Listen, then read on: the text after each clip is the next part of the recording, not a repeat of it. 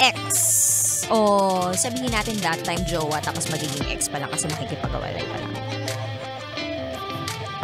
Ikaw, nakipaghiwalay ka o yung jowa mo yung nag-initiate ng breakup?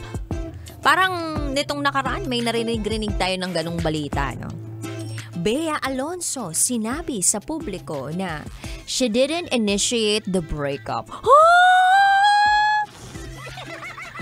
Kahit si Sian Lim, ganun din yung sinabi. Alam mo, pag ganun yung sinabi ng isang tao, marami ako naiisip na kung ano-anong dahilan. Kasi ako, in the past, ako yung nakipaghiwalay. Pwedeng sabihin sa akin ng ex ko na I didn't initiate the breakup. Ha? Pag sinabi mo kasi, yung linyang yun, parang tunog, biktima ka. Diba? Pag narinig yan ng publiko o ng ibang mga taong nakapaligid sa'yo, ha? Bakit kanya binrik? Ganon yung initial reaction. So parang kawawa ka agad kasi ikaw yung iniwan eh. Kasi hindi naman ang galing sa'yo yung break up mismo eh. Hindi naman ikaw yung nag-initiate eh. Yung ibang partido yung nag-initiate eh. So ngayon, magmumukha kang kaawa-awa. Biktima ang itsurahan mo. Pero ang hindi alam ng madlang people ay may ginawa ka kasing kasalanan kaya nakipaghiwalay sa'yo. Been there. Bonda. Charot, may darot. So, ganun. Lahat ng mga tao tinatanong ako, sino nakipaghiwalay? Ako. Bakit ka nakipaghiwalay? Kasi nga, ano? Siyempre, hindi ko nasasabihin dito. Pero yun nga, kabisyo, malamang may mga nagawang kasalanan kaya ka makikipaghiwalay eh. And it takes a lot of courage para sa isang tao na makipaghiwalay. At hindi porke hindi siya yung nag-initiate ng breakup, ibig sabihin siya na yung mismong biktima. Pwede naman parehas na dalawang tao nagmahalan ng biktima dito eh. Meron lang talaga yung lugi at meron lang din naman yung nakinabang. Pero parehas nasaktan o posibleng parehas merong naramdaman na sakit. Oo, yung isa, sakit sa bulsa. Yung tipong nag-invest siya ng feelings, ganun din ng pera, kung ano-ano pang mga property. Tapos in the end, kala niya tutubo siya, yung pala, lugi siya. O paminsan, budol pa.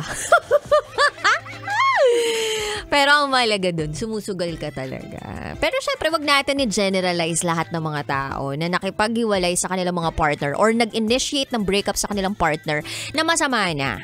May mga dahilan at mabibigat na dahilan kung bakit talaga nakikipaghiwalay ang isang tao. At ang bottom line dito is that it's okay if you think you guys are not meant to be. Kesa pa sa matuloy kayo sa kasalan, tapos mauuwi lang pala ng sakitan at luhaan ang lahat.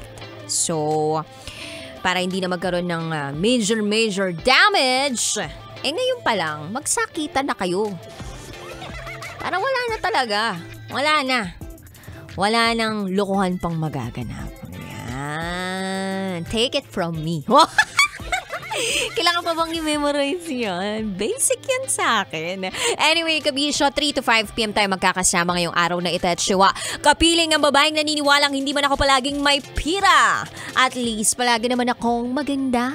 This is me, the one and the only DJ Rakitera. And today, Friday, alam na this, araw ng mga Mael. Yes, katulad mo, as in maloko. Kaya naman ibibigay ko na po ang patikim ng SPG as in Super Pagganern Secret File.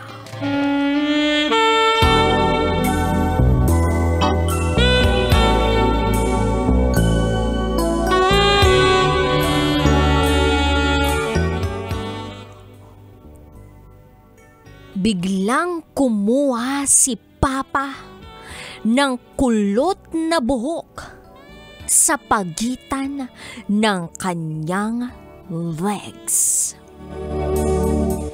Hoy! Ano tong kulot na buhok sa pagitan ng legs? Nai-imagine ko, mukhang patay na buhok ito. Yung konti na lang pa-nylon na, pero yung kulay itim. Pag senior citizen na, puti. Pero alam mo, nagwo-wonder ako actually, kapag senior na, ano kayang itsura, no? Pumuputi din ba yung buhok dyan sa pagitan ng legs? I wonder. Sige nga, tanungin natin ngayon ang mga nakikinig. Oo, na pinapabati ni Miss Grace, especially ni Miss Corna, na sina Sir Alex Soneha, ang hepe ng LTO Novaliches kasama ang kanyang mga kasamahan sa trabaho. So, Sir Alex Soneha na hepe ng LTO Novaliches, ang tanong ko po sa inyo, nakakita na po ba kayo ng ganun? Oy, happy birthday, Sir Alex Soneha. Sana pag napadpad po ako ng Novaliches tapos may violation ako, makaligtas ako. Charot! Joke lang. Anyway, kabisyo, sana ay abangan mo yan sa aking pagbabalik.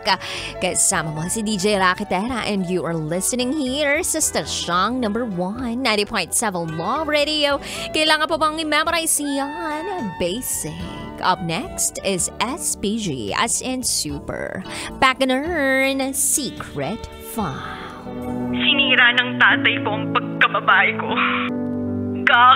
Siya. May secret affair kami ng office mate ko.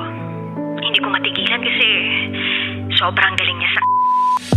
Rocky's Secret Files. Secret Files. It's the kind of bleep you never knew existed. Kunwari inosente pero boy naman pala. Rocky's Secret Files. Secret Files. Kailangan pa bang i-memorize yan? Love Radio. Basic!